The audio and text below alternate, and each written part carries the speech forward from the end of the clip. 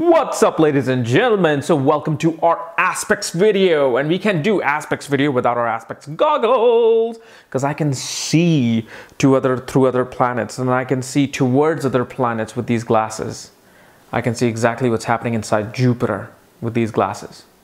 So yes, these are our aspects glasses, and this is our aspects video, and we are going to be doing Jupiter's aspects today and what really Jupiter aspects mean. I was supposed to do this last week because, I was going in chronological order, but somehow Jupiter just skipped from my mind, and then I did Saturn.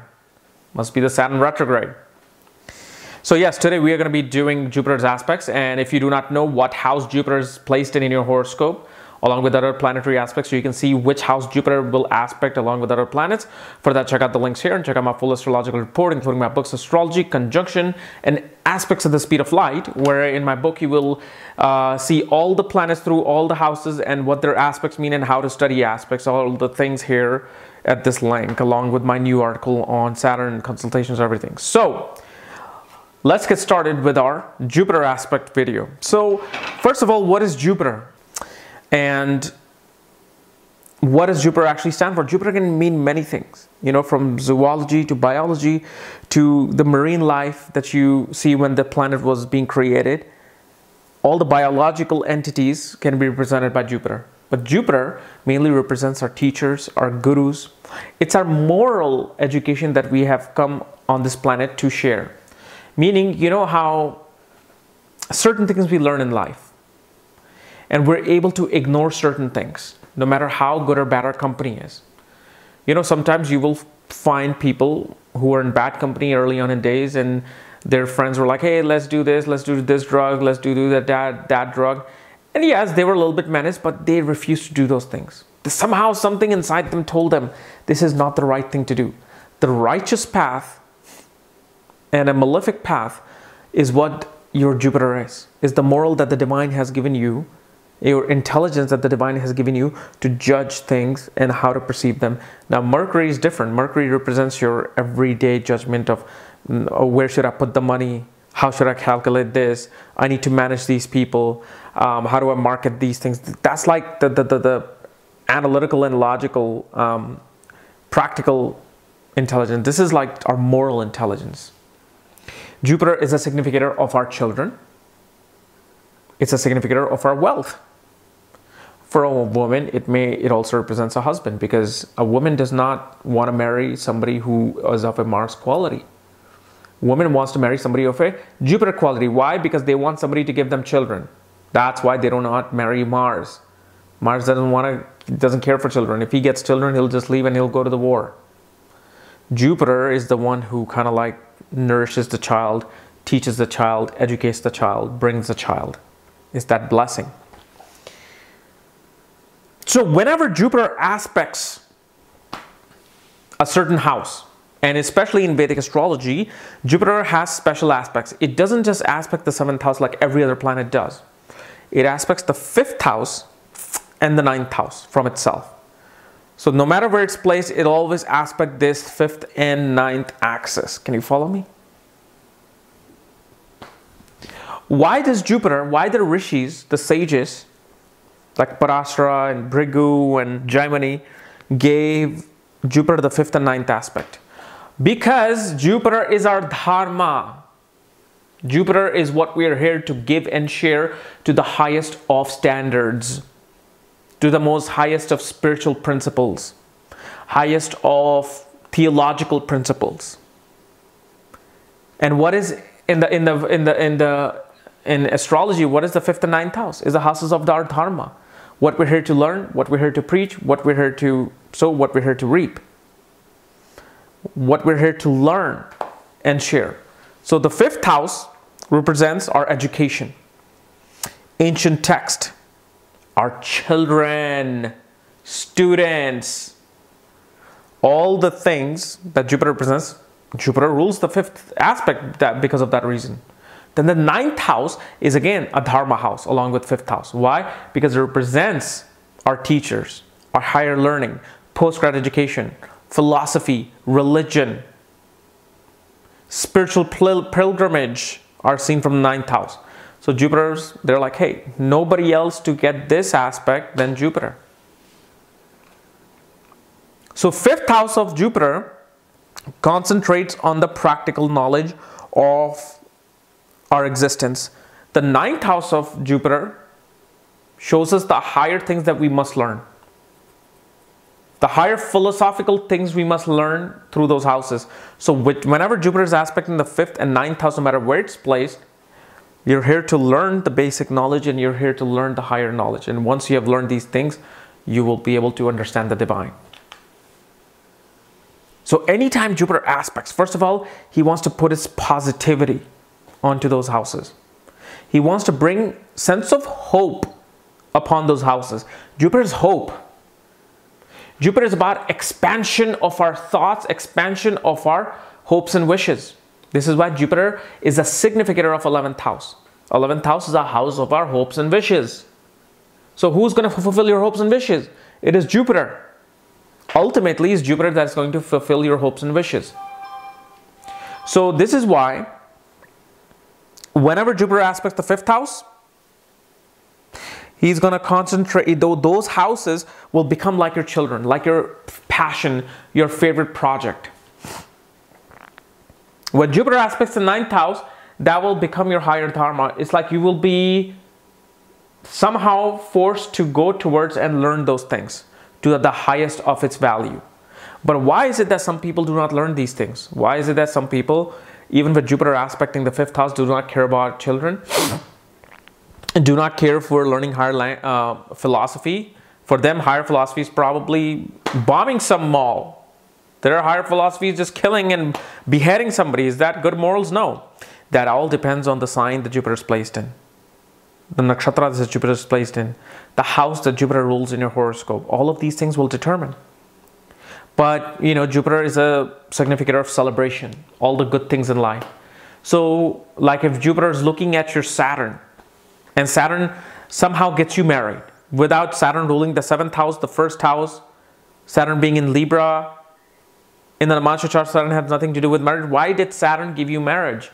Because probably Jupiter was looking at your Saturn. Jupiter doesn't have to rule the 7th house of marriage. Jupiter in itself represents a celebrating moment. What are celebrating moments in our life? Birth of our children, our graduation. We throw parties on that. When we get married, we celebrate. When we retire, we celebrate. All the celebrating events in our life are controlled by Jupiter. But if Jupiter rules the 7th house, that's a double aspect. Not only is he getting you married, he's giving you a big marriage with all the flash and everything. So let's say, for instance, Jupiter rules your third, or Jupiter's in your 3rd house. Jupiter aspects your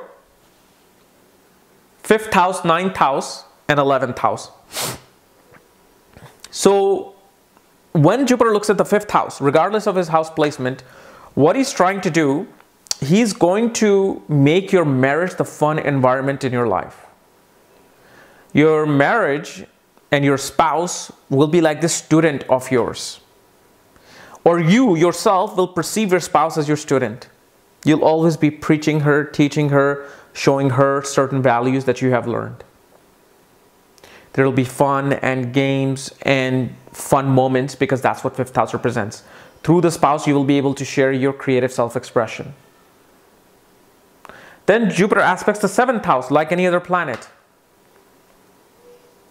What Jupiter, when it aspects the 7th place from itself, it wants to reach out and share information. It wants to reach out and share the knowledge. Learn the knowledge. It's all about the exchange of knowledge. So Jupiter actually looks at the 9th house, which is a higher philosophy, higher learning. So this person is always just somehow wanting to gravitate towards higher learning, higher knowledge. Whether they have education or not, but they don't need to have a PhD. They will still wanting to learn and get books from libraries and bookstores and Kindle and, read books and advance their education. They want to run into gurus. They will run into gurus. Especially in Jupiter Mahadasha, they're guaranteed to run in certain spiritual and philosophical gurus who might change them. Then Jupiter aspects the 11th house. And here, Jupiter is here to learn the higher dharma of networking. Jupiter is here to learn the philosophy behind gains, the higher spiritual value of making money. The 9th aspect on Jupiter on the 11th house shows that you are very much interested in coming across a network circle of highly educated, highly wisdomatic people through which you will be able to gain in life. But this doesn't necessarily mean gain of liquid wealth. The 11th house is a house of liquid wealth because it's opposite of the 5th house. 11th house shows the gains through your investments. The things that you invest, the 5th house, risk taking. What is the result of that? Is the 11th house. Many people think your career is seen from the 11th house. No, it is the gains of your investments that are seen from the 11th house. So here, Jupiter, with his 9th aspect, this 9th dharmic aspect, philosophical aspect, you will look at money as this certain philosophy in your life. And the friends that you create in the 11th house will be the one that will showing you the higher dharma of money. What is money?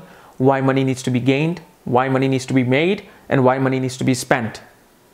So great businessmen are seen from this Jupiter in the 3rd house because Jupiter learns the value of money. Jupiter learns the philosophy behind making money. Learning a certain philosophy behind making money is like that, learning that secret. So that's what Jupiter does when he looks at the 5th, 7th, and 9th aspect from itself. And you can do this from any house.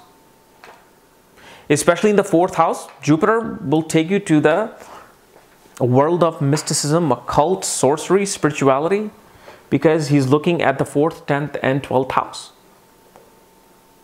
You're fun. You will be curious and you will have a lot of fun exploring the darker side of life. Wanting to explore the occultic side of life. Wanting to shed a light on the philosophy behind life and death. Then Jupiter looks at the 10th house, shows that your work environment will ask you to be a counselor and advisor. Your work environment will always ask you to counsel people and advise people. Then Jupiter looking at the 12th house with his 9th aspect shows that your higher dharma in this life will be to learn ultimately about moksha, liberation, spirituality. You're going to be perhaps meeting gurus in isolated places in foreign lands when Jupiter activates itself through Mahadasha, Charadasha, you know. Although Jupiter will activate itself, you know, at 4th year of age, but mainly through his Mahadasha, he will be able to kind of show you these things. But you will always be attracted to these things. But they will become a huge emphasis when Jupiter Mahadasha starts. Okay? So this, guys, this is my analysis of Jupiter's aspect. Hopefully this helped. And if you do not know where your Jupiter is placed, you know, if it's in the 3rd house, 1st house, 8th house, for that, check out the links here and check out my full astrological report, where on the 2nd page you will see exactly where Jupiter is placed. At the bottom, including my books, reports, consultations, everything at this link. Otherwise, we'll see you for 8A with Sun and something else. Who knows? I'm eccentric. I can give you something you never expected. All right? So I'll see you later. Bye-bye.